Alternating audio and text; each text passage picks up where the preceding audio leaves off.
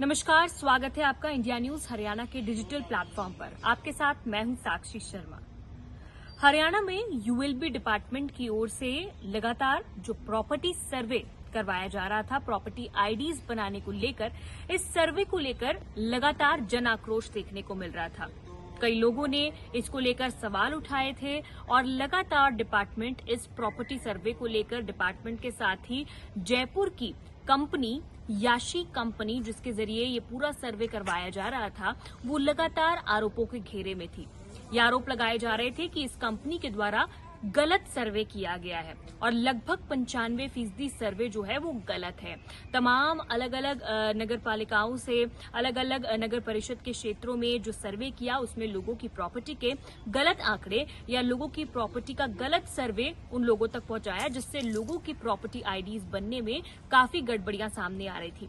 हालांकि विभाग लगातार इस कंपनी की जो सर्वे रिपोर्ट्स थी उस पर पर्दे डालता रहा। कई बार यूएलबी मंत्री कमल गुप्ता से भी इस बारे में पूछा गया, तब उन्होंने कहा कि ये जो कंपनी है, कुछ प्रतिशत गड़बड़ियां जरूर आई हैं, इतना बड़ा सर्वे है, लेकिन जो कंपनी है वो ठीक तरीके से काम कर रही है। लेकिन अब लोकायुक्त में जब एक शिकायत हुई तो इस पूरे मामले में सुनवाई के बाद, लोकायुक्त के द्वारा जारी किए गए नोटिस के बाद अब सरकार हरकत में आई है और इस कंपनी पर एक्शन लिया है। इससे पहले तक कोई सख्त कार्रवाई या एक्शन इस कंपनी पर पहले अब तक नहीं किया गया था, लेकिन अब इस कंपनी के जो एग्रीमेंट्स हैं उन्हें रोकने के साथ ही लगभग 8 करोड़ की जो पेमेंट है इस कंपनी की, वो भी रोक दी गई है।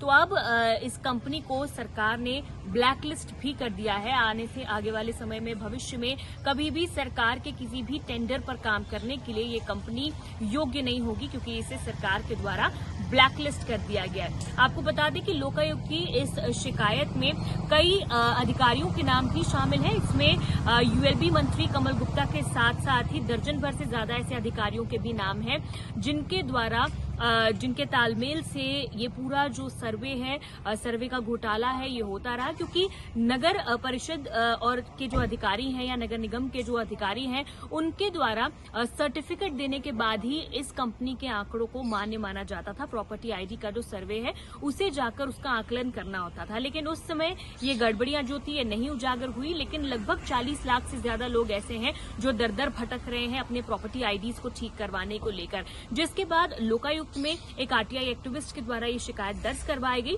जिसके बाद अब सरकार ने इस कंपनी पर ये एक्शन लिया है। नमस्कार।